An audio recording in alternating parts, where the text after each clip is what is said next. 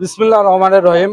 নীলফামারী কিশোরগঞ্জ বাহাগলি ইউনিয়নের কর্তৃক আয়োজিত এই যে ঐতিহ্যবাহী এই ঘোড়া খেলাটা আমাদের বাপদাদা পূর্বপুরুষ থেকে ঘোড়া পুষত বা এই খেলা আয়োজন করত। এই ধারাবাহিকতায় ওনাদের নাতি হিসাবে এই খেলার আয়োজন আমরা করছি। আসলে আমরা ছোটবেলা থেকে যেটা জানতাম যে বাহাগিলি এই নয়নখালের মানুষ আসলে অত্যন্ত ঘোড়াপ্রেমী ছিল। তারাই ধারাবাহিকতায় আজকে এই যে ঐতিহ্যবাহী গ্রামীণ ঐতিহ্যবাহী খেলা ঘোড়া খেলা আসলে আমরা সুন্দরভাবে উপভোগ করেছি এবং আমরা অনেক দূর থেকে আসছি এবং আমরা চাই যে এই খেলাটি যেন এই গ্রামীণ খেলাটি যেন প্রতিবারের ন্যায় অনুষ্ঠিত হয়। আমি আমার দাদির সঙ্গে খেলা দেখতে আসছি। আমাকে খেলাটা অনেক সুন্দর লেগেছে।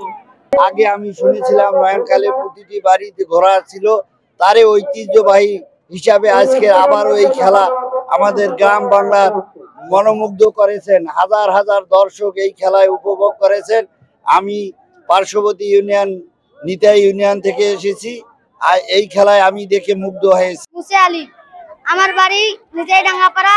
আমার বাবার সাথে আমি গাড়ি চালাচ্ছি। এলাকাবাসী যেন সামনে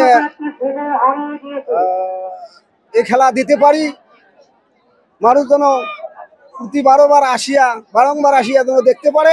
আলহামদুলিল্লাহ, খেলা মোটামুটি ভালোই লাগলো। আর মেটার খেলা তো একবার কি বলবো, অসাধারণ। তো আমরা চাই প্রতি বছরের ন্যায় এখানে প্রতি বছরই খেলা হোক, এটাই আমাদের চাওয়া। আমি মোহাম্মদ সাদিকুল ইসলাম, 4 নং বাহাগলি ইউনিয়ন পরিষদের 7 নং ওয়ার্ডের ইউপি সদস্য। আজকের এই যুব সমাজ কর্তৃক আয়োজিত নয়নকাল সরকারপাড়া আজকের এই গ্রাম বাংলা ঐতিহ্যবাহী ঘোড়া খেলার আমরা আয়োজন করেছি। এতে করে আমাদের দেশের যুব সমাজের জুয়ার আড্ডা থেকে আমরা নিরূপণ করতে পারি, যাতে এজন্য আমরা এই খেলার আয়োজন করেছি। আজকে দুপুর 12টা থেকে 4টা 5টা 6টা পর্যন্ত খেলা চলবে।